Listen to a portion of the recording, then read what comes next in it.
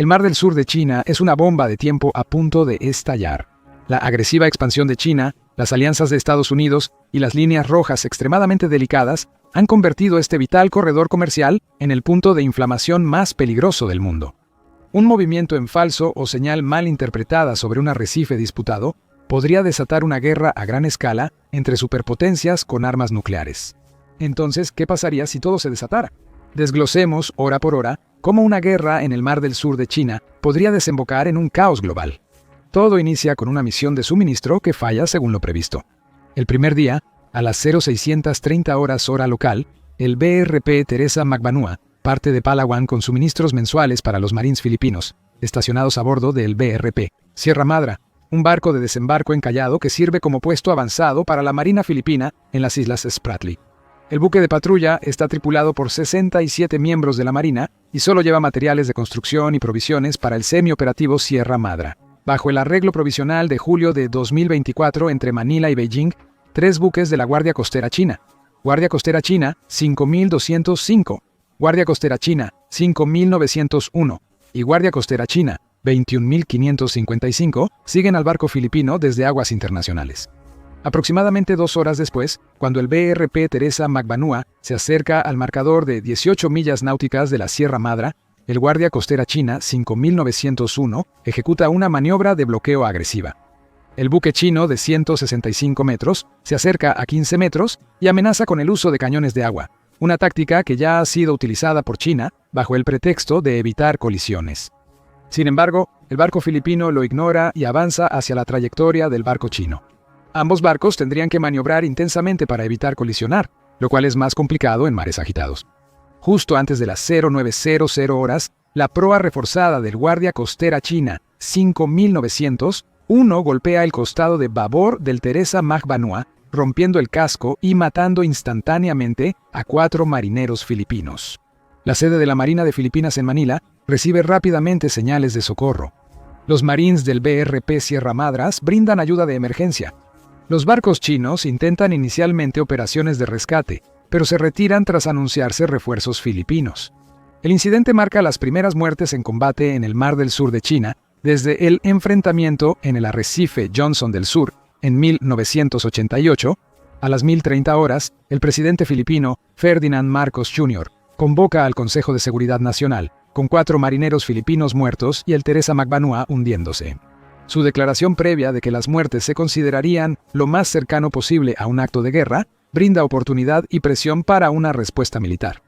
A las 1200 horas, el secretario de Defensa de los Estados Unidos, Pete Hegseth, confirma que el artículo 4 del Tratado de Defensa Mutua entre Estados Unidos y Filipinas aplica a los conflictos armados en el Mar del Sur de China.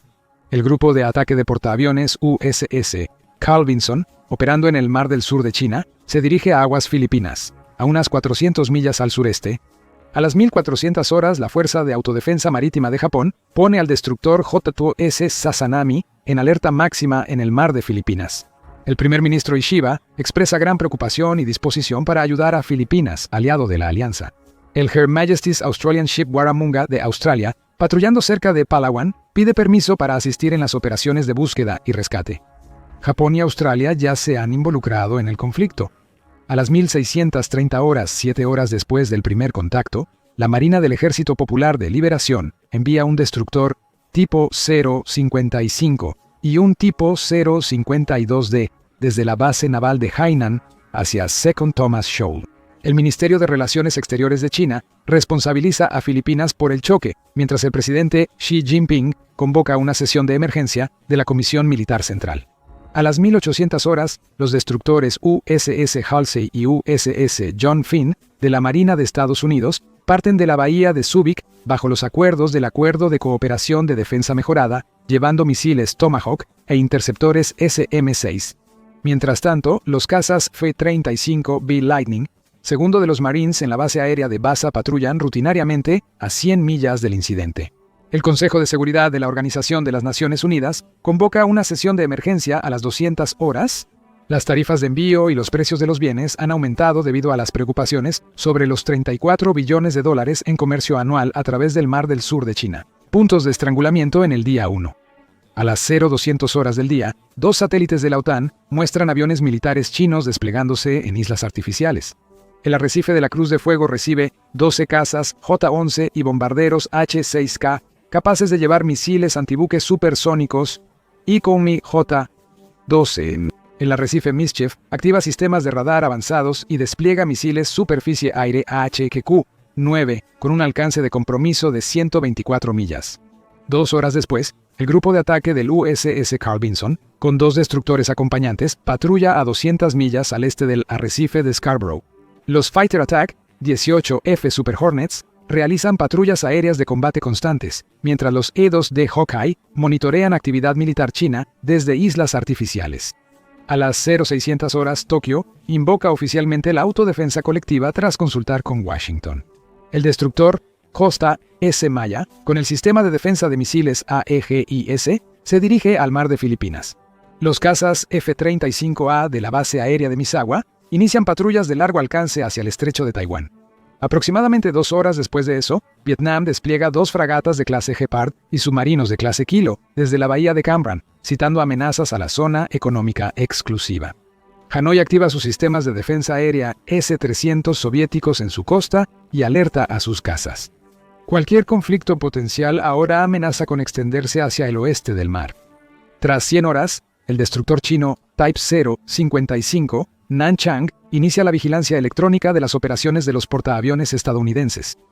Durante la siguiente media hora, las comunicaciones entre el Fighter Attack 18 y el USS Carl Vinson se cortan intermitentemente. El incidente revela las avanzadas capacidades de guerra electrónica chinas, desarrolladas desde el incidente Growler de diciembre de 2023. En respuesta, el primer ministro australiano Anthony Albanese anuncia que Australia cumplirá las obligaciones del Tratado Australia-New Zealand-United States Security Treaty. El submarino Her Majesty's Australian Ship Collins, uno de los pocos operativos en la flota, se despliega hacia el mar del sur de China. Australia también pone sus barcos en alerta máxima. No obstante, cerca de las 1500 horas del segundo día, ocurre el primer enfrentamiento militar real. El barco de la Guardia Costera China, Guardia Costera China 21555, se acerca agresivamente a los botes filipinos que intentan llegar a los sobrevivientes del BIRP Sierra Madre. El USS John Finn interviene, posicionándose entre los barcos chinos y filipinos. El enfrentamiento dura 4 horas, mientras los comandos militares de ambas naciones se involucran en comunicación de crisis. Mientras tanto, los cazas chinos J-1s de Fiery Cross Reef patrullan rutinariamente a menos de 50 millas de los portaaviones estadounidenses. Al final del segundo día, el índice compuesto de Shanghái cae y el mercado de valores en Nikkei cae, mientras los inversores huyen de los activos de riesgo. Los precios del crudo Brent suben por temor a interrupciones en el suministro. Las ramificaciones políticas de múltiples alianzas y acuerdos de defensa finalmente se coalescen en el tercer día, que es cuando podríamos ver un compromiso militar real. Las operaciones inician cuando el USS Minnesota, un submarino de ataque clase Virginia con base en Guam, obtiene datos sobre las formaciones navales chinas. Al mismo tiempo, el submarino de ataque nuclear chino, tipo 093, sigue al grupo de portaaviones estadounidense. Ambos submarinos mantienen el sigilo mientras se rastrean continuamente, jugando un peligroso juego de gato y ratón. A las 0300 horas, los misiles balísticos chinos Dongfeng 21D, asesinos de portaaviones en las instalaciones de Hainan, están listos para desplegarse, amenazando con disparar a las armadas de Estados Unidos y aliadas reunidas. Para contrarrestar eso, el USS Carl Vinson se aleja 800 millas de China para reducir la precisión de ser un blanco. Pero no es China quien realiza el primer ataque. Corea del Norte prueba 2 misiles balísticos KN-23 lanzándolos hacia el mar de Japón a las 0500 horas. Corea del Sur eleva su estado de alerta militar a Jindogai-2, el segundo nivel más alto, sospechando que Corea del Norte se alinea con las operaciones de China. Esta alerta es similar al sistema DEFCON de Estados Unidos, indicando un aumento en la preparación militar. En la mañana del tercer día, el Comando del Teatro Oriental del PLA anuncia ejercicios de rutina en el estrecho de Taiwán, involucrando docenas de aviones y varios buques navales. Es probable que esto sea una estrategia para reposicionar sus buques cerca de Taiwán y amenazar a la pequeña isla. El ejército de Taiwán prepara sus cazas F-16 UMME y activa las defensas de misiles costeros. A las 0930 horas, Gran Bretaña anuncia que el grupo de ataque de portaaviones His Majesty's Ship Prince of Wales se desplegará en el Indo-Pacífico. Francia compromete su grupo de portaaviones Charles de Gaulle al Océano Índico. La participación europea expande dramáticamente el tamaño potencial de la coalición, ya que la totalidad de la OTAN ahora está alerta ante una posible guerra mundial. El día 3, a las 1100 horas, un barco de la milicia marítima china embiste a los barcos de suministro filipinos, marcando los primeros lanzamientos de armas. Los cazas Fighter Attack 50 Golden Eagle de la Fuerza Aérea Filipina llegan a la escena, seguidos por los interceptores J-1s de Woody Island que disparan en advertencia. Al mismo tiempo, India responde a la creciente inestabilidad en la región. La dependencia del país en el comercio por el estrecho de Malaca lo lleva a posicionar su marina en el Océano Índico o fortificar Singapur junto a las tropas estadounidenses cercanas. Así, la guerra ahora se extiende por los océanos Pacífico e Índico. A las 1400 horas, China lanza sus primeros ataques ofensivos directos mediante masivos ciberataques contra la infraestructura de telecomunicaciones de Filipinas, provocando una interrupción nacional de Internet. 2 horas después, los sistemas de advertencia por satélite de Estados Unidos detectan que el PLA prepara misiles antibuque Ibu J-21 en bombarderos H-6K y misiles de alcance intermedio Dongfeng 27 para su despliegue. Estas armas son casi imposibles de contrarrestar por medios convencionales al alcanzar velocidades de Mach 10. Simultáneamente, los cazas Su-35 chinos bloquean accidentalmente al destructor japonés. Patrullando cerca de Taiwán, Japón activa contramedidas electrónicas. Se despliegan F-35 de Estados Unidos desde el USS Carl Vinson llegará pronto, forzando a China a retroceder o comprometerse a lanzar misiles aire-superficie antes de retirarse. A las 1900 horas, el Comando Estratégico de Estados Unidos eleva el nivel DEFCON a 2, preparando sus fuerzas para un conflicto inevitable. Mientras las fuerzas nucleares chinas intensifican su actividad, submarinos nucleares y de misiles balísticos estadounidenses se despliegan en el Pacífico, al tiempo que se rastrean constantemente los nuevos misiles balísticos intercontinentales Dongfeng 4-1 de China en busca de señales de lanzamiento. A las 2315 horas del día 3, un destructor chino, tipo 055 dispara disparos de advertencia a una fragata vietnamita cerca de las Islas Paracel. Vietnam responde iluminando los buques chinos con radar de control de fuego y activando las baterías de misiles antinavío costeros.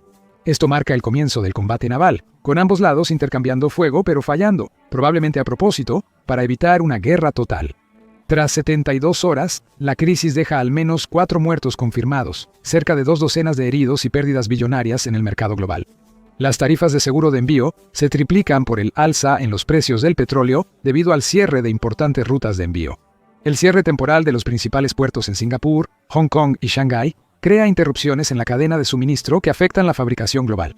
Y solo se han disparado unos pocos tiros. En el día 4, a las 0200 horas, el presidente Xi Jinping autoriza la invasión de Taiwán que se había planeado desde hace mucho tiempo.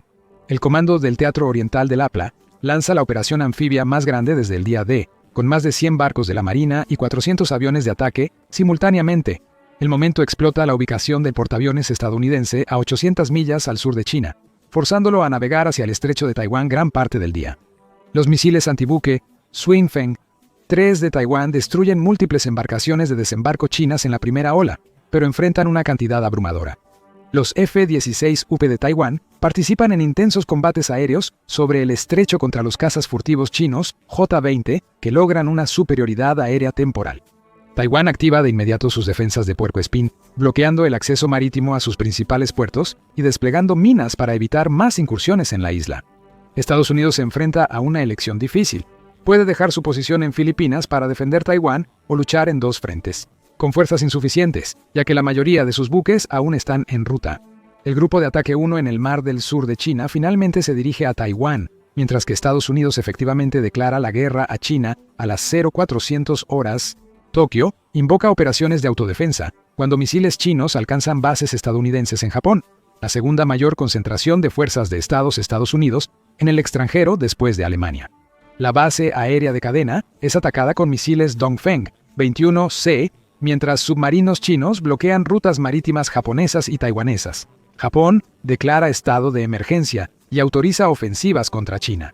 A las 0800 horas, los submarinos nucleares chinos aparecen en el radar en el mar de Filipinas y Taiwán estrecho, llevando al Comando Estratégico de Estados Unidos a promulgar DEFCON 1, mientras las fuerzas nucleares rusas también aumentan su alerta en respuesta. La situación alcanza umbrales de escalada nuclear no vistos desde la crisis de los misiles en Cuba. Las consultas de la OTAN se detienen antes de invocar el artículo 5, aplicable a ataques en territorio de los miembros en Europa o el Atlántico Norte, al norte del Trópico de Cáncer.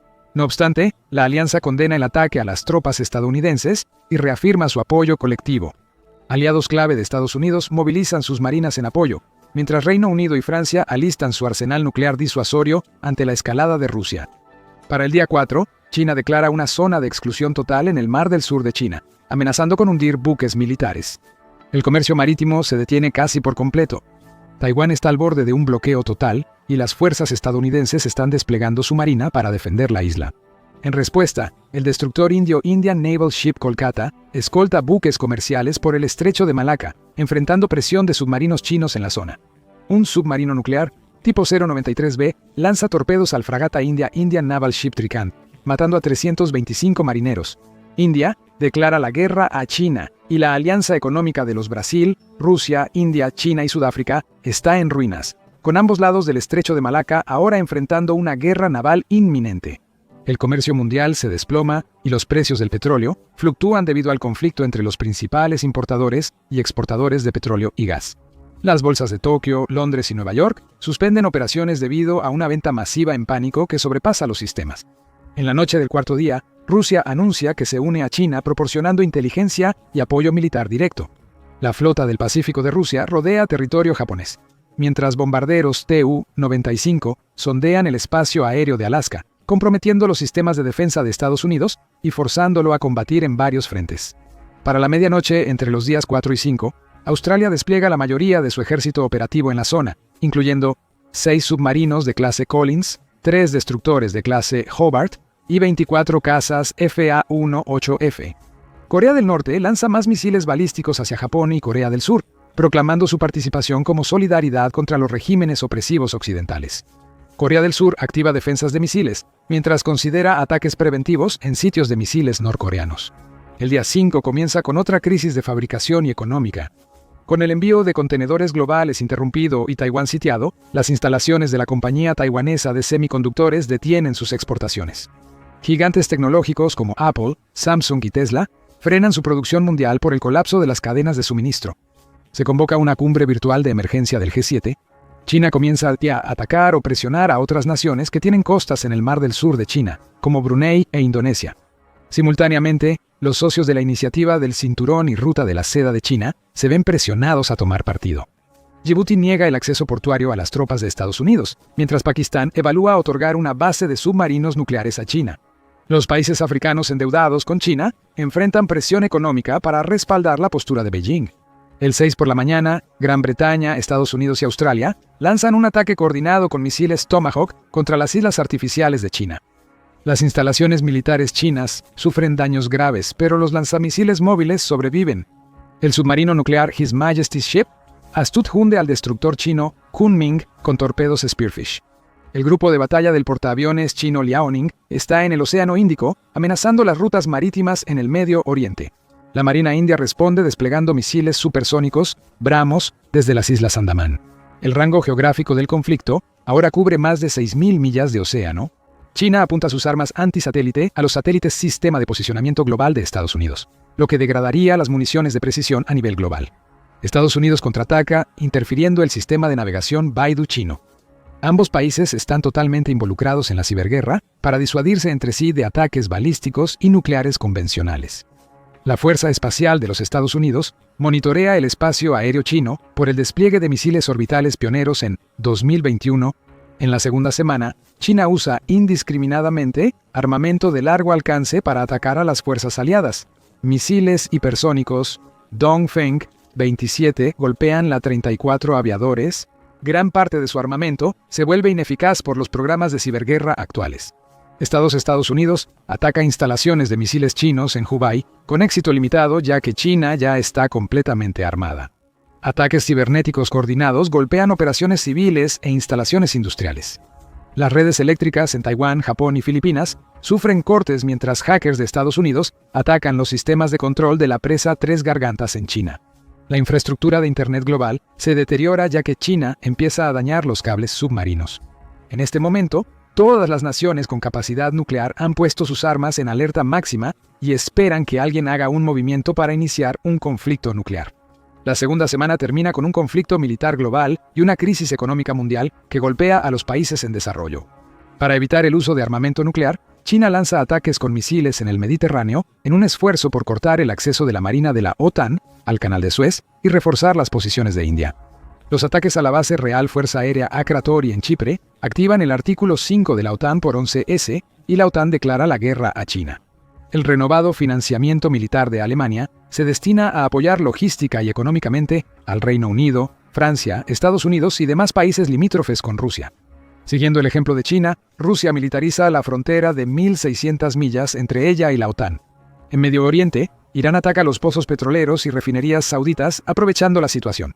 El envío en el Golfo Pérsico se detiene por completo y los precios del petróleo alcanzan niveles récord. África y Sudamérica quedan atrapados en el fuego cruzado. Brasil, aliado de Estados Unidos y miembro de los Brasil, Rusia, India, China y Sudáfrica, es amenazado por China. Operaciones encubiertas chinas presionan a países africanos en desarrollo al destruir minas vitales en África Central, causando la muerte de cientos de trabajadores. En la tercera semana, la guerra a distancia en el Mar del Sur de China llega a su apogeo, con Taiwán completamente bloqueado. Estados Unidos ha desplegado su marina completa y sus aliados han enviado barcos en apoyo. A estas alturas, la guerra probablemente ha causado miles de muertes y muchos más heridos, ya que las instalaciones militares e industriales son bombardeadas sin oposición. Sin embargo, las armas de precisión podrían conducir a una guerra de desgaste, incrementando drásticamente las muertes a niveles vistos en el segundo año de la guerra en Ucrania. Para la cuarta semana, es claro que la guerra en el Mar del Sur de China tiene dos posibles rumbos. Las fuerzas de Estados Unidos y aliadas podrían obtener ventaja operativa gracias a tácticas de superioridad aérea tradicionales. De lo contrario, la guerra se extiende mucho más allá de la región y comienza la Tercera Guerra Mundial. Rusia, aún afectada por la guerra en Ucrania, se ve forzada a retroceder ante las fuerzas de la OTAN. En desesperación, el presidente Vladimir Putin lanza armas nucleares contra los Estados Unidos. Los Estados Unidos, Gran Bretaña y Francia responden con sus propias armas nucleares. Israel, Pakistán e Irán movilizan sus arsenales nucleares. En caso de una guerra nuclear en el hemisferio norte, se estiman bajas a largo plazo de más de 5.000 millones más de la mitad de la población global. Una prognosis de 10 años incluye un invierno nuclear prolongado, con fallos generales de grano y hambruna. Si China también golpea a Australia con armas nucleares, África y Sudamérica son los únicos dos continentes que podrían tener una oportunidad de sobrevivir. No obstante, el colapso económico los vuelve países subdesarrollados. No obstante, el mundo podría evitar una crisis nuclear si Rusia se retira.